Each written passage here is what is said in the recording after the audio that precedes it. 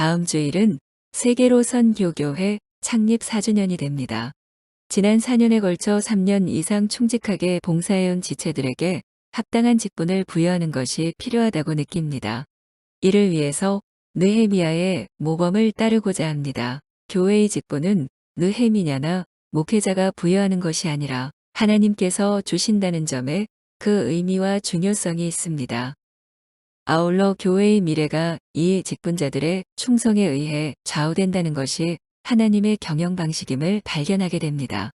지금부터 조 다니엘 목사님의 말씀을 들으시겠습니다. 충만한 은혜의 시간 누리시기 바랍니다. 성경 말씀, 느헤미야서 13장 4절에서 14절 다 같이 한 목소리로 읽도록 하겠습니다. 전에 방을 맡은 제사장 엘리야십이 도비야와 연락이 있었으므로 도비야를 위하여 한 큰 방을 만들었으니 그 방은 원래 소재물과 유향과 그릇과 또 레위 사람들과 노래하는 자들과 문지기들에게 11조로 주는 곡물과 새 포도주와 기름과 또 제사장들에게 주는 거제물을 두는 곳이라. 그때에는 내가 예루살렘에 있지 아니하였느니라. 바벨론 왕 아닥사스다 32년에 내가 왕에게 나아갔다가 며칠 후에 왕에게 말미를 청하고 예루살렘에 이르러서야 엘리야십이 도비야를 위하여 하나님의 전뜰에 방을 만든 악한 일을 안지라. 내가 심히 근심하여 도비야의 세간을 그 방 밖으로 다 내던지고 명령하여 그 방을 정결하게 하고 하나님의 전의 그릇과 소재물과 유향을 다시 그리로 들여 놓았느니라. 내가 또 알아본즉 레위 사람들이 받을 몫을 주지 아니하였으므로 그 징벌을 행하는 레위 사람들과 노래하는 자들이 각각 자기 밭으로 도망하였기로 내가 모든 민장들을 꾸짖어 이르기를 하나님의 전이 어찌하여 버림바 되었느냐 하고 곧 레위 사람들을 불러 모아 다시 제자리에 세웠더니 이에 온 유다가 곡식과 새 포도주와 기름의 11조를 가져다가 곳간에 드림으로 내가 제사장 셀레메와 서기관 사독과 레위 사람 부다야를 창고지기로 삼고 마따대아의 손자 삭불의 아들 하난을 버금으로 삼았나니 이는 그들이 충직한 자로 인정됨이라. 그의 직분은 형제들에게 분배하는 일이었느니라. 내 하나님이여 이 일로 말미암아 나를 기억하옵소서. 내 하나님의 전과 그 모든 직무를 위하여 내가 행한 선한 일을 도망하지 마옵소서. 아멘. 느헤미야서의 기록 배경을 보게 된다면 우리가 지난번에 이야기했듯이 학자들마다 의견의 차이는 있습니다만은 에스라서와 느헤미야는 에스라가 지었다고 저는 그렇게 봅니다. 저기 소리가 나네요. 고쳐야 되겠는데 에스라는 종교 지도자죠. 학사로 또 제사장이고, 근데 느헤미야는 평신도 지도자입니다. 그러나 특별히 느헤미야는 정치인입니다. 정치인으로서의 활약인데 어떻게 보면 이 두 사람이 원래부터 계획한 건 아니지만 하나님의 사업을 통해서 만나면서 서로가 이 파트너가 돼요. 완벽한 개혁 파트너가 됩니다. 종교 지도자와 정치 지도자가 함께 힘을 합쳐서 이렇게 개혁해 나가는 모습이 엄청난 위력을 발휘를 하고 있습니다. 그래서 느헤미야서는 1장에서 7장에는 성벽 재건에 대해서 이야기하고 8장부터 13장 마지막 장까지는 영적인 개혁을 주로 다루고 있습니다. 물론 이제 다 총괄적으로 다 포함되죠. 영적 개혁이. 그렇지만 특별히 구분한다면 그렇게 두 가지로 구분을 할 수가 있습니다. 그리고 느헤미야서의 저자는 에스라라고 이야기할 수 있겠습니다만은 그러나 상당한 부분이 느헤미야에서 직접 쓰여진 부분을 그냥 옮겨놓은 것이라고 판단이 됩니다. 왜냐하면 그의 느헤미야의 회거록은 자기 자신이 1인칭으로 썼습니다. 그래서 느헤미야 1장에서 7장은 거의 느헤미야가 썼다고 봐야 돼요. 그리고 11장에서 13장도 회거록이기 때문에 느헤미야가 쓴 것입니다. 거의 대부분은 느헤미야가 쓴 거예요. 그러나 정리는 에스라가 한 것으로 판단이 됩니다.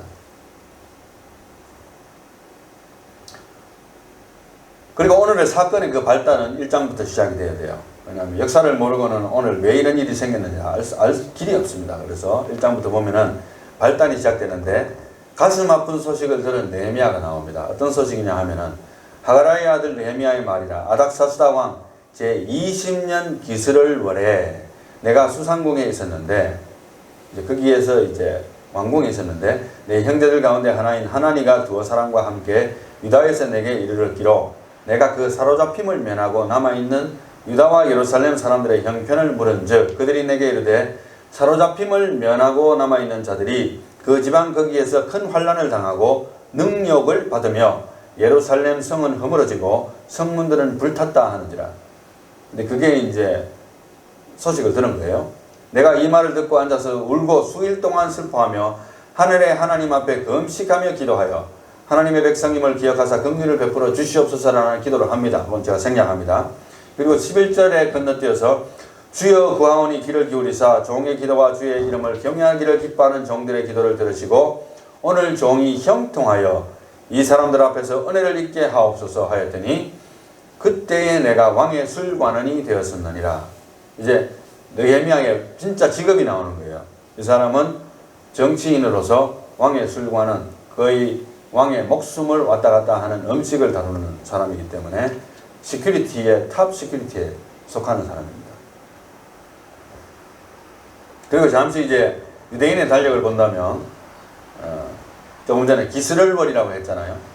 그것은 이제 태양력으로는 대략 한 11월쯤에 되는데 기스를월에 그 소식을 듣게 되었고 그 다음에 나중에 니산월이 나옵니다. 니산월에 다음 이야기 나오는데 봅시다. 제2장 느헤미야의 기도가 응답되는 순간입니다. 아닥사스다 왕 제20년 니산월 이렇게 나오죠. 니산월 한 5개월쯤 지난 다음입니다.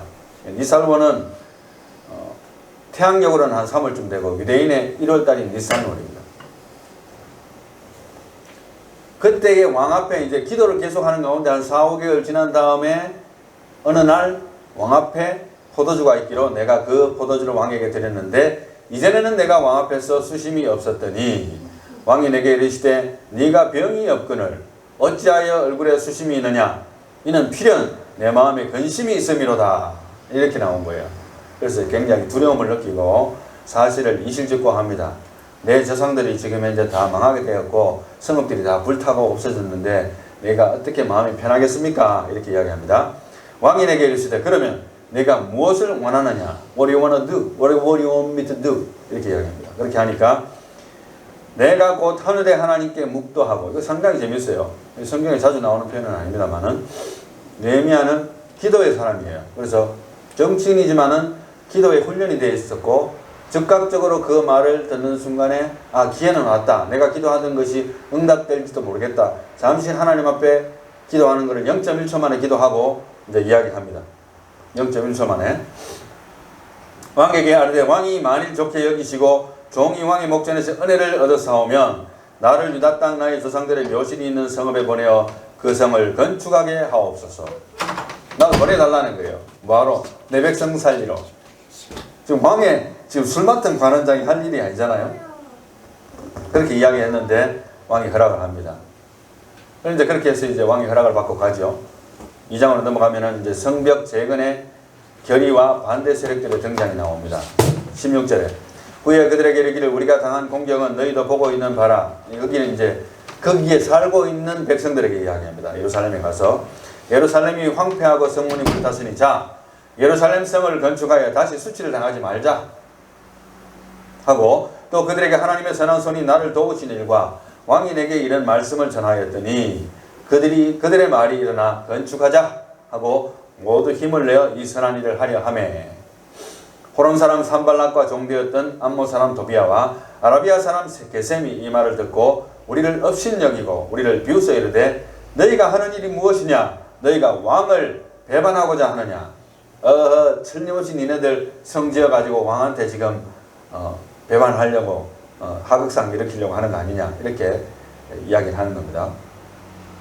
내가 그들에게 대답하여 이르되 하늘의 하나님이 우리를 형통하게 하시리니 그의 종들인 우리가 일어나 건축하려니와 오직 너희에게는 예루살렘에서 아무 기업도 없고 권리도 없고 기억되는 바도 없다 하였느니라.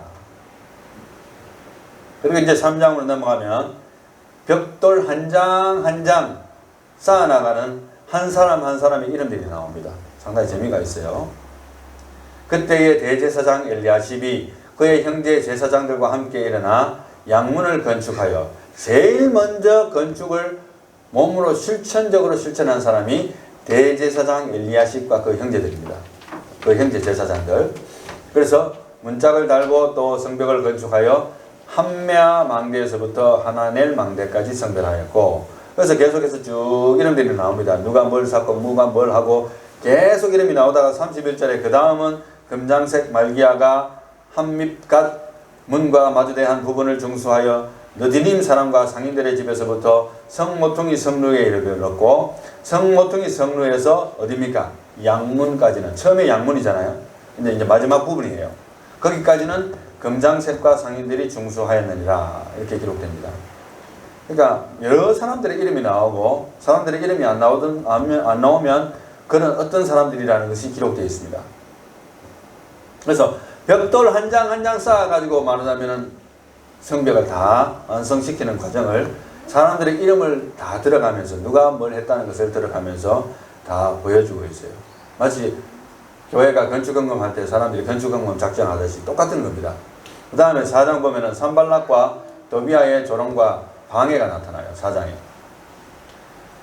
그것을 어떻게 대응하느냐 하면은 기도와 성실로서 대응한다 이렇게 이야기할 수 있는데, 산발락이 우리가 성을 건축한다 함을 듣고 크게 분노하여 유다 사람들을 비웃으며 자기 형제들과 사마리아 군대 앞에서 일러 말하되, 이 미약한 유다 사람들이 하는 일이 무엇인가? 스스로 견고하게 하려는가? 제사를 드리려는가? 하루의 일을 마치려는가? 불탄 돌을 흙무더기에서 다시 일으켜 세우려는가? 하고 암몬 사람 도비아는 곁에 있다가 이르되, 그들이 건축하는 성벽은 여우가 올라가도 곧 무너지리라 하더라. 우리 하나님이여 들으시옵소서. 우리가 업신여김을 당하나이다. 원하건대 그들이 욕하는 것을 자기들의 머리에 돌리사 노략거리가 되어 이망에 사로잡히게 하시고 주 앞에서 그들의 악을 덮어두지 마시며 그들의 죄를 도말하지 마옵소서. 그들이 건축하는 자 앞에서 주를 노하시게 하였음이니이다 하고 기도를 했어요. 역시 기도의 사람입니다. 모든 일을 대응하는 데는 기도가 넘버원이에요. 느헤미야는 그게 훈련이 되는 사람이에요. 굉장히 존경스러운 사람입니다. 정치인으로서 이만큼 기도가 훈련되는 사람들이 그 드문 거예요. 오늘날 정치 바닥을 한번 보세요. 기도하기 쉬운가? 그렇게 힘든 일입니다. 그리고 아울러서 기도만 했는가? 그게 아니고 6절 말씀에 이에 우리가 성을 건축하여 전부가 연결되고 높이가 절반에 이르렀으니 이는 백성이 마음 들여 일을 하였습니다. 마음이 전부 다 준비되어 있었던 거예요. 이 모든 것을 안타까워는 했는데 어떻게 할 줄 모르는데 하나님이 왕의 마음도 감동시키고 느헤미야의 마음을 감동시키셔서 기도하는 가운데 기도 응답을 받고 정치인으로서 나중에 보면 나오겠지만 이 예루살렘에 총독으로 온 거예요. 총독으로. 그러니까 이건 뭐 엄청난 지원인데 이래도 안 했나 하면 정말 그거는 하나님을 배신하는 행동입니다. 하나님 백성으로서. 그래서 조롱과 방해가 있었지만 기도와 성실하게 일하는 것으로 대응을 했어요. 놀면서 그냥 기도만 하고 있는 게 아니고. 자, 4장은 어떻게 이야기할 수 있는가 하면 칼과 삽이다 이렇게 할 수 있어요. 한 손에는 칼을 잡고 활을 차고 그 다음에 다른 손에는 삽을 잡았어요. 마치 오늘날 말하자면 총을 어깨에 메고 권총도 차고 있고 그 다음에 삽을 들고 작업을 하는 거예요. 적군이 오면 공격을 막고 싸워야 되니까. 11절 우리의 원수들은 이르기를 그들이 알지 못하고 보지 못하는 사이에 우리가 그들 가운데 달려들어가서 살육하여 역사를 그치게 하리라 하고, 그 원수들의 근처에 거주하는 유다 사람들도 그 각처에서 와서 10번이나 우리에게 말하기를 너희가 우리에게로 와야 하리라 하기로, 내가 성벽 뒤에 낮고 넓은 곳에 백성이 그들의 종족을 따라 칼과 창과 활을 가지고 서 있게 하고, 내가 돌아본 후에 일어나서 귀족들과 민장들과 남은 백성들에게 말하기를 너희는 그들을 두려워하지 말고 지극히 크시고 두려우신 주를 기억하고 너희 형제와 자녀와 아내와 집을 위하여 싸우라 하였느니라. 니네들이 지금 현재 싸우는 게 무슨 싸움인지 아냐? 결국 너희 자신을 위한 싸움이야. 지금 너희 목숨이 거기 달렸어. 어차피 이런 말이거든요. 영적인 공사가 마무리가 안 되는데 육적인 게 되겠어요? 어차피 지금까지 그렇게 살아온 거예요. 그러나 하나님이 기회를 주신 것입니다. 그래서 21절 넘어가면 4장 21절 우리가 이같이 공사하는데 무리의 절반은 동틀 때부터 별이 나기까지 창을 잡았으며 그때 내가 또 백성에게 말하기를 사람마다 그 정자와 함께 예루살렘 안에서 잘지니 밤에는 우리를 위하여 파수하겠고 낮에는 일하리라 하고 나나 내 형제들이나 정자들이나 나를 따라 파수하는 사람들이나 우리가 다 우리의 옷을 벗지 아니하였으며 물을 기르러 갈 때에도 각각 병기를 잡았느니라. 그러니까 옷을 벗을 수가 없죠. 언제 쳐들어와서 어떻게 막 달려들지 모르니까 옷에서 아마 엄청난 냄새가 났을 거예요. 사람이 여름 같은 경우는 한 2, 3일만 쉬지 않으면 여기서 저 정도 거리가 있어도 냄새가 나요. 사람이. 다 경험해 본 사람입니다. 저도 군 생활을 했기 때문에. 그런데 얼마나 냄새가 났겠어요. 지독하게. 그러나 목숨보다는 낫잖아요. 그러니까 그렇게 옷을 벗지 아니하고 일을 하면서 병기를 잡으면서 일을 했습니다. 그런데 이제 5장에 가면 백성들의 원망이 나옵니다. 그때의 백성들이 그들의 아내와 함께 크게 부르짖어 그들의 형제인 유다 사람들을 원망하는데 어떤 사람은 말하기를 우리와 우리 자녀가 많으니 양식을 얻어먹고 살아야겠다 하고 어떤 사람은 말하기를 우리가 밭과 포도원과 집이라도 저당 잡히고 이 흉년에 곡식을 얻자 하고 어떤 사람은 말하기를 우리는 밭과 포도원으로 돈을 빚내서 왕에게 세금을 바쳤도다. 이제 더 이상 낼 게 없는 거예요. 이제 노예로 들어가야 되는 거예요. 거짓 신세가 된 겁니다.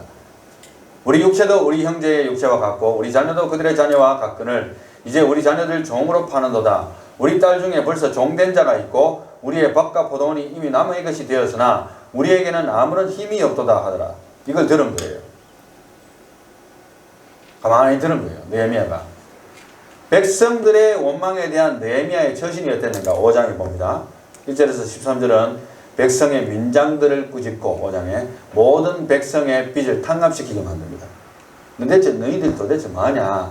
지금 먹을 것도 없이 다 죽게 됐는데 백성들 이제 너희의 피부치를 다 팔아먹고 너희들이 남아갖고 뭐 하겠느냐. 돈만 갖고 앉아가지고 결국 너희들도 망하게 될 거야. 이 상황에서 하나님의 은혜로 사람들이 다 이 느헤미야의 말을 듣고 형제들의 빚을 다 탕감시킵니다. 맹세하게 합니다.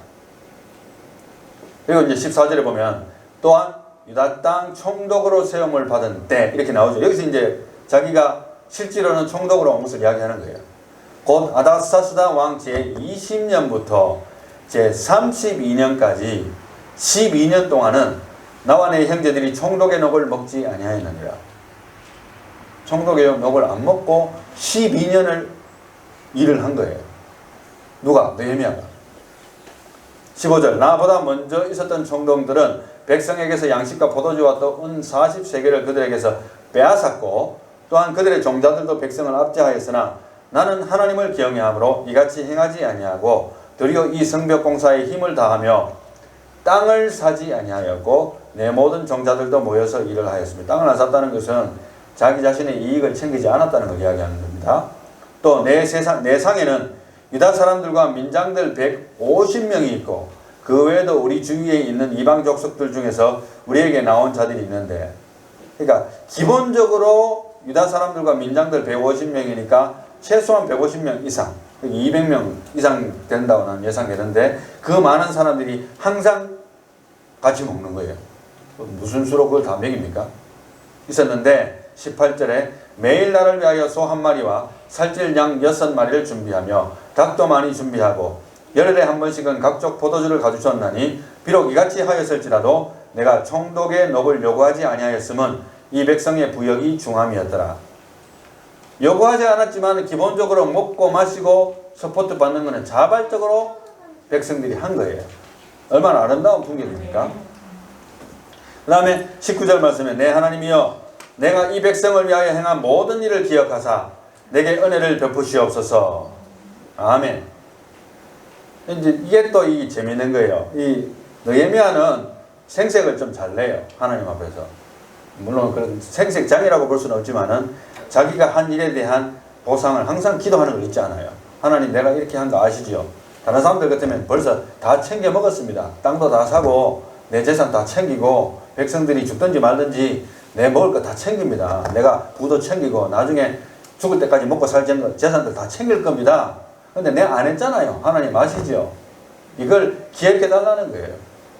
어떻게 보면 좀 생색내는 것 같지만 굉장히 바람직한 기도일 수 있어요. 저는 그렇게 기도해 본 적은 사실은 없습니다만 제가 군복무하면서 폐위를 받잖아요. 제가 미국 군대에 있었는데 폐위를 받으면 제가 돌아가는 지역마다 그 지역에서 나는 내 11조를 그 교회에 내요.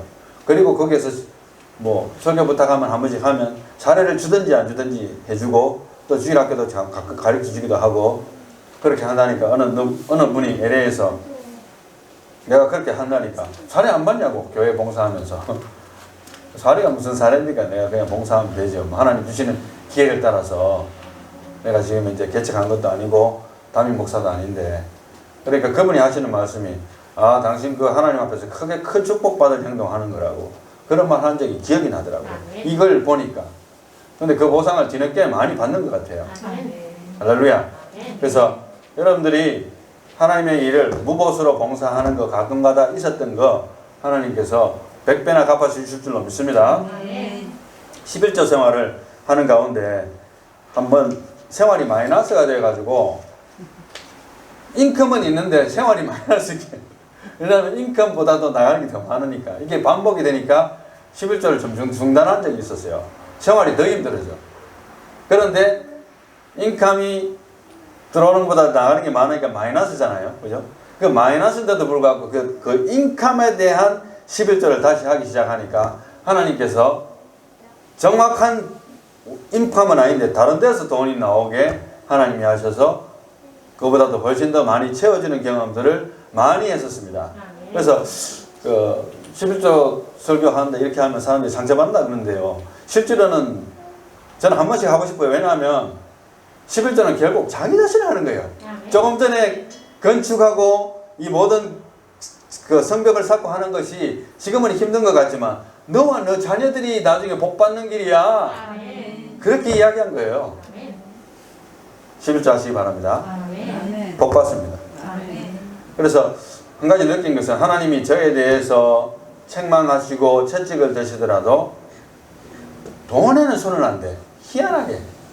다른 거는 막 치고 뭐 기사적으로 하면 열방을 맞아도 돈은 손을 안 대요. 11조 생활을 착실하게 하니까. 그러니까 하나님께서 그만큼 말라기에서 약속하신 거 그냥 땅에 떨어지는 말씀 아니더라고요. 그래서 꼭 11조 생활에 준수하시는 여러분들 다 되시길 바랍니다. 자, 6장에 넘어가면 원수들의 최후가락이 나옵니다. 이제는 성벽이 막 지어져 가거든요. 난리가 나거든요. 눈으로 보이거든요.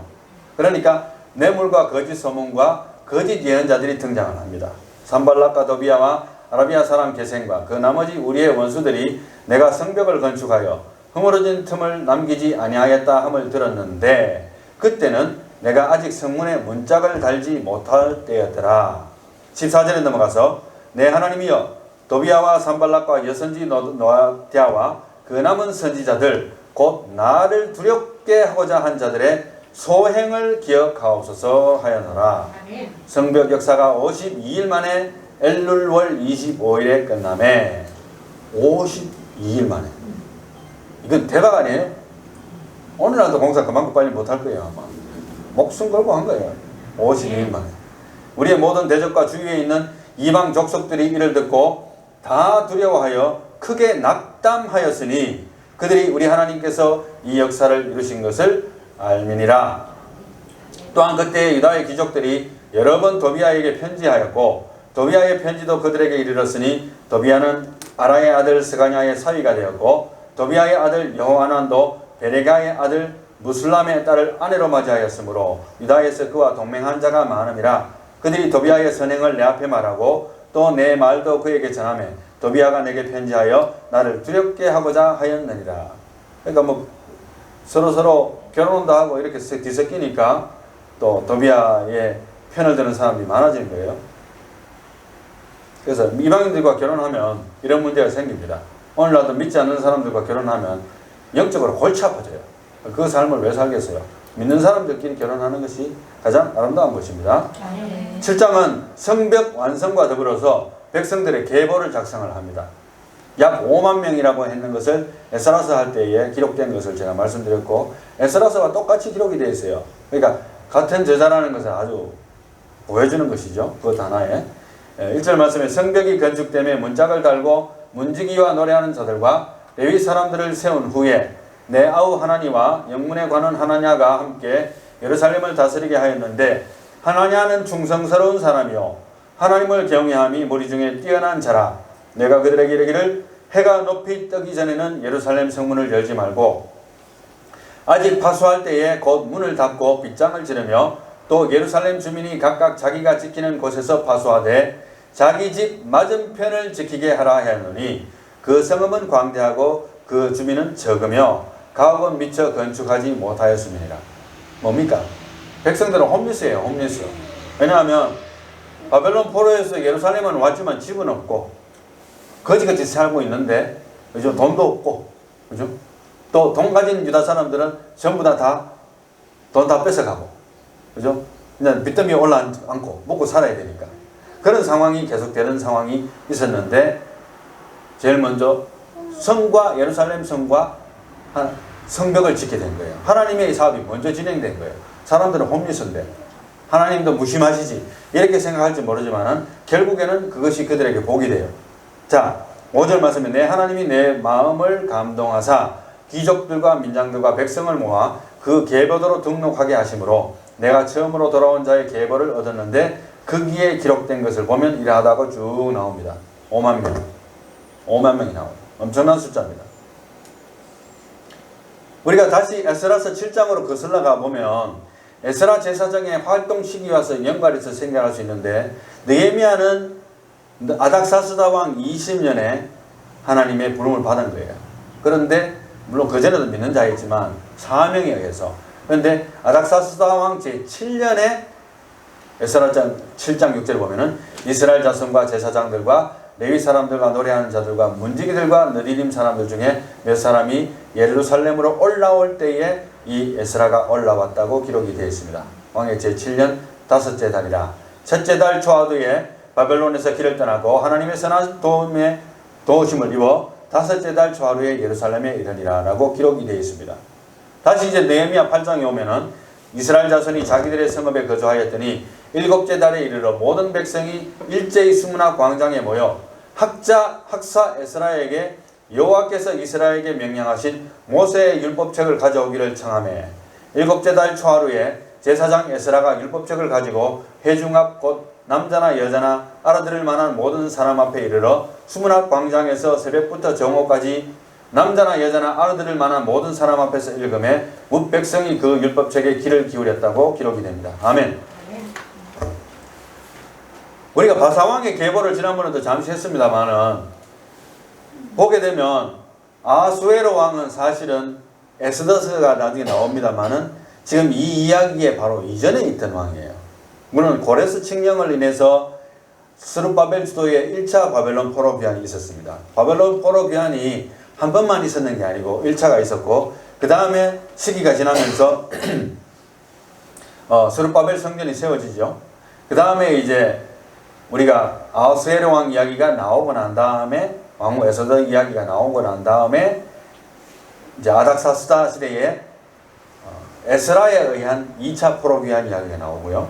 그 다음에는 에스라에 의한 개혁 이야기가 나오고 느헤미야에 의한 3차 포로 이야기 나옵니다. 그러니까 성경에는 1차, 2차, 3차라고 이야기하지는 않지만 그런 것을 좀 유념해 둔다면 우리가 대충 역사가 순서에 의해서 이루어지고 있구나. 한 번에 의해서 포로가 귀환된 것은 아니구나. 그래서 3차 정도로 나눠서 귀환된 것으로 여겨집니다. 그래서 지금 우리는 3차 귀환을 이야기하고 있는 거예요. 그러나 역시 에스라가 거기에 믹스가 돼가지고 함께 활동하던 시기가 있다는 것을 보여주는 것이죠. 자, 그렇게 보면 될 것 같아요. 그리고 이제 느헤미야의 성전이 재건되는 그런 아름다운 모습이 진행이 됩니다. 그리고 이제 느헤미야서에는 영적인 개혁이 어떤 모습으로 나타나냐 하면, 특별히 8장에서 13절 내용을 보게 되면 언약을 다시 새기게 되고 이방 여인과 통혼하지 않게 금지시키고, 그리고 안식일을 이제 제대로 지키게 만들고 안식년도 지키게 만들고 성전세와 제단 나무를 드리게 하고 제사장과 레위인을 후원하고 11조를 드리고, 그죠? 왜냐하면은 제사장도 먹고 살아야 되는데 이 뭐 교회 11조도 안 하고 아무것도 갖다 바치는 것도 없고, 그러니까 성전이 있어도 아무 소용이 없는 거예요. 제사장들이 자기 밭으로 다 도망간 거예요. 왜? 도망갔다는 표현을 쓴 것은 뭐냐면 먹고 살려고. 왜냐하면 입에 풀칠은 해야 되겠고, 성도들은 아량곳하지 아니하고 업무가 마비되어 있고, 어느 누구도 주도하는 사람도 없고 꾸짖는 사람도 없고 벌 줄 사람도 없고 말하다 콧방귀 뀌어버리고, 쉽게 말하면 이렇게 계속적으로 성전 재건과 하나님의 사업을 해오는 것을 봤지만 이 자꾸 맥이 끊어지는 거예요. 느헤미야의 계획은 상당히 파워가 있어요. 왜냐하면 이 사람이 정치인으로서 예루살렘에 총독으로 왔거든요. 그래서 에스라가 하지 못하는 부분을 느헤미야가 한 거예요. 에스라가 정치적인 행동을 할 수가 없습니다. 종교인이기 때문에. 그때도 역시 마찬가지입니다. 그래서 이 모든 일이 지켜지지 않는 것을 보았어요. 그래서 느헤미야가 다시 안 지켜지는 것을 언약을 다시 새기고 이방 영인과 통한하지 않게 하고 안식일을 지키게 만들고 11조 하게 하고 성전세를 갖다 바치게 하고 제사장들을 다시 불러오고 이런 일들을 합니다. 느헤미야 13장 보게 되면 오늘 본문 말씀과 아까 제가 제일 처음에 대제사장 엘리야십이 제일 먼저 그 형제들과 함께 벽돌을 쌓았다 했습니다. 성을 건축하는데 1번, 그죠? 그런데 대제사장 엘리야십의 악한 일이 발견됐어요. 상당한 시일이 흘렀습니다. 12년이라는 세월이 흘렀는데 그 사이에 몰랐는데 나중에 발견이 되는데 6절에 13장 6절에 그때는 내가 예루살렘에 있지 아니하였느니라 바벨론 왕 아닥사스다 32년에, 그러니까 20년에서 32년이면 지금 12년이 지났거든요. 일단은 12년 동안에 사역을 마치고 궁으로 들어간 겁니다. 왕께 보고도 드리고 너무 오래 있었다 싶으니까 일단은 완성을 했으니까 들어갔는데 일단은 인포메이션상 다시 갈 일이 생긴 거예요. 왜냐? 며칠 후에 왕에게 말미를 청하고 예루살렘에 이르러서야 엘리야십이 도비야를 위하여 하나님의 전뜰에 방을 만든 악한 일을 한지라. 하나님의 전뜰에다 왜 방을 만드냐고. 누구를 위해서? 도비야. 도비야는 아무것도 아닌데 그 사람이 뭔데 그 사람을 위한 방을 만드냐고. 이렇게 된 거예요. 그래서 화가 났어요. 13장 8절에 내가 심히 근심하여 도비야의 세간을 그 방 밖으로 다 내던지고 명령하여 그 방을 정결하게 하고 하나님의 전의 그릇과 소재물과 유향을 다시 그리로 들여놓았느니라. 내가 또 알아본즉 레위 사람들이 받을 몫을 주지 아니하였으므로 그 직무를 행하는 레위 사람들과 노래하는 자들이 각각 자기 밭으로 도망하였기로. 원래 그 레위 사람들의 밭은 어느 누구에게도 팔지 못하게 되어 있습니다. 예나 지금이나. 뭐 지금은 모르겠어요. 그 전통적으로 그랬어요. 그러니까 레위 사람들은 아무것도 할 일이 없으면 자기 밭에 가서 그냥 불 뜯어 먹으면 되는 거예요. 농사나 하고 살 수는 있는 거예요. 그렇지만은 자기의 본업을 못하게 되는 겁니다. 11절 말씀. 내가 모든 민장들을 꾸짖어 이르기를 하나님의 전이 어찌하여 버림바 되었느냐 하고 곧 레위 사람들을 불러 모아 다시 제자리에 세웠더니 이에 온 유다가 곡식과 새 포도주와 기름의 11조를 가져다가 곡간에 드림으로. 사람들이 마음에는 알긴 알아요. 이걸 해야 되는데 아는데 눈치만 보고 있는 거예요. 아무도 안 하니까. 이 하나님의 백성으로 우리가 지금까지 해온 것을 아는데 이게 하나님의 사업인 줄 아는데 안 한 겁니다. 그러나 이제 총독이 정치인 총독이 나서서 제자리에 앉히고 하니까 이제 11조를 가져오고 새 포도주를 가져옵니다. 13절에 내가 대사장 셀레미야와 서기관 사독과 레위 사람 부다냐를 창고지기로 삼고 마따냐의 손자 삭불의 아들 하난을 버거번호 삼았나니 이는 그들이 충직한 자로 인정됨이라. 그 직분은 형제들에게 분배하는 일이었느니라. In charge of the storehouses. 하나님의 전에 곡간을 창고를 관리하는 사람이 있어야 돼요. 안 그러면 누가 다 가져가도 모르잖아요. 관리자. 예. I appointed Shelemiah the priest. 제사장 중에서 사람을 세우고 자독 the scribe. 서기관 중에서도 세우고 Pedaiah of the Levites. 레위인 중에서도 세우고 and in addition to them was Hannah the son of Zakur the son of Mattaniah. For they were considered reliable. 이 사람들은 정말 의존할 만한 충직한 사람이었다. 그래서 내가 그 사람들을 달아보고 판단해서 세웠다고 이야기합니다. For they were considered reliable, and it was their task to distribute to their kinsmen. kinsmen은 뭡니까? 지난번에 제가 기업 물을자라 이야기했습니다만은 기업 물을 대상이에요. 기업 물을자로서.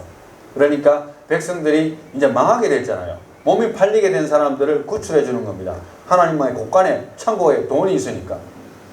그래서 백성들을 구제하고 가난한 자들을 구제하고 그들이 백성 노릇을 할 수 있도록 하나님의 창고가 그 일을 했어요. 그래서 어떤 의미에서는 오늘날도 이 구제 창고가 교회에서 커야 돼요. 교회 재정에 아마 100분의 1도 구제비 안 쓸 텐데 많은 교회들이 이것은 전통적인 하나님의 방식으로 보면은 사실 어긋나는 거예요. 그래서 목회자만 모든 것을 다 가져가는 것이 아니고 성도들의 삶을 돌아보는데 교회 재정을 사용하는 것은 바람직한 일입니다. 네. 할렐루야. 그래서 느헤미야의 재개혁 이후에 400년의 영적인 국가적인 암흑 속에서도 신앙의 빗줄기를 유지하게 하신 하나님의 역사가 이어진다. 저는 그렇게 이야기할 수 있는데요. 그러한 그 이유는 이러한 기도가 응답될 법한 기도입니다. 13장 14절 내 하나님이여 이 일로 말미암아 나를 기억하옵소서. 이것은 느헤미야 자신만을 기억해달라는 게 아니고 온 백성들의 수고와 땀과 희생과 충성을 기억해달라는 거예요. 내 하나님의 정과 그 모든 직무를 위하여 내가 행한 선한 일을 도말하지 마옵소서. 그 기도가 응답됐어요. 예수님이 오실 때에 백성들에게 그 남아있는 미약 하나만 남아있는 신앙이 유지될 수 있었던 것은 이 느헤미야의 개혁과 에스라의 개혁 때문입니다. 그냥 되어진 게 아니에요. 그리고 symbolized 상징적으로 성전이 있었기 때문에 백성들이 그것을 통해서 신앙생활을 유지할 수 있는 끈이 있었던 거예요. 오늘날 말라고 교회 나옵니다. 그러면 혼자서 대가복음하고 신앙생활 하면 되지 교회에 나올 이유가 없잖아요. 그 신앙생활의 끈이 바로 교회입니다. 그래서 신앙생활을 할 때 하나님 중심, 성경 중심, 그 다음 뭡니까? 교회 중심의 신앙생활을 해야 그 사람이 제대로 된 신앙생활을 하는 것이고 그 후손들에게도 신앙을 물려줄 수 있는 끈이 생기는 거예요. 얘들아 우리 집에서 예배 드리자. 교회 갈 필요 없어. 집에서 예배 드리면 돼. 생각 잘못하는 거예요. 심지어 자기가 목회자라도 그거 삼가해야 돼요. 저는 그렇게 믿습니다. 결론적으로 말하면 이렇게 말씀드릴 수가 있겠습니다. 하나님의 일은 받은 바 직분에 충성하는 직분자들에 의해서 이어져 나간다. 할렐루야. 물론 교회를 쌓고 모든 것을 하는 가운데 고생을 합니다만은 그 모든 것들을 실질적으로 느헤미야의 개혁에 있어서 가장 중요했던 것은 결국 사람들을 제자리에 앉히는 거였어요. 직분자들을 원래 자리에 되돌려 놓고 그들이 할 일을 할 수 있도록 서포트를 할 수 있는 시스템을 갖춰준 거예요. 정치인이 말하자면 트럼프가 교회들이 살아나갈 수 있도록 자기의 할 수 있는 정치력을 총동원해 가지고 지원해 준 것과 똑같은 거예요. 다른 건 몰라도 트럼프가 그거 하나는 잘했어요. 물론 지금은 재임이 받지 못하고 그냥 떨어졌지만 그죠? 잘하는 건 잘했다 해야죠. 하나님의 일은 받은 바 직분에 충성하는 직분자에 의해서 이어진다. 그러므로 순교 정신을 가지고 직분을 받아야 돼요.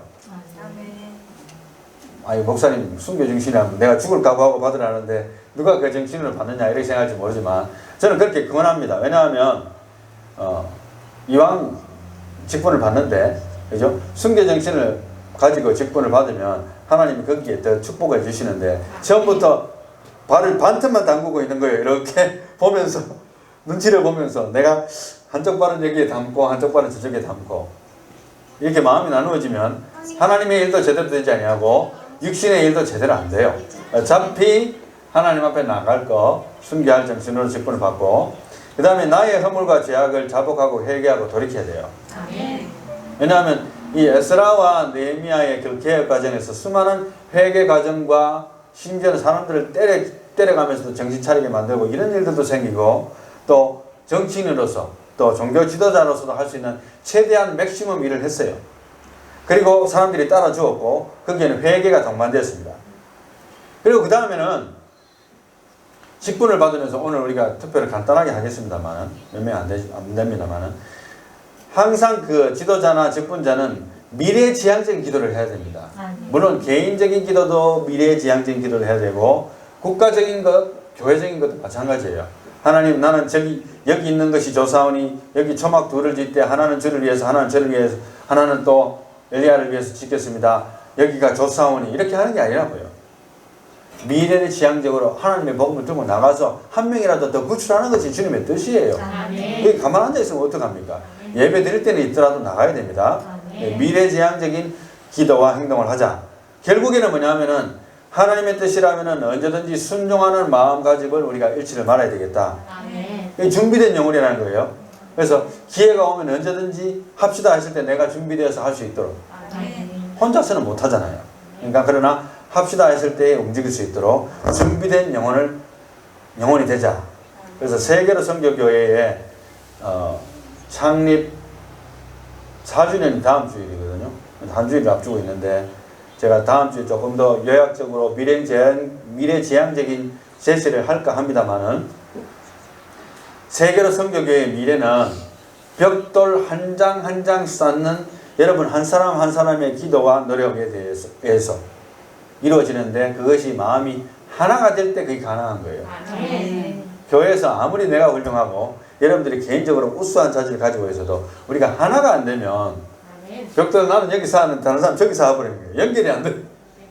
그러면 이 컨틴전시가 안 되면서 백성들이 흩어져 버리고 집도 없는 백성들이 도움도 못 받을 뿐만 아니라 자기 각자 길로 다 가는 거예요. 심지어 제사장도 목사도 갈 길이 없으니까 가서 그냥 일만 하는 거예요. 교회에서 써주지도 않으니까 또 개척할 힘도 없고 그죠? 어쩔 수 없는 거예요. 그런 직분자들에 의해서 착실하게 벽돌을 하나하나 쌓아가는 우리 교회가 되기를 예수님의 이름으로 축원합니다. 그런 축복을 교회와 가정과 우리 국가와 우리 이웃에게 실천하는 벽돌 한 장 한 장 쌓아가는 믿음으로 실천하는 저와 여러분들이 되시기를 축복합니다.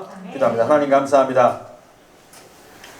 내가 할 수 있으리라고 생각하고 설치고 움직였을 때에는 많은 실패를 경험하면서도 왜 내가 이 실패를 경험했는지 모를 때가 많았습니다.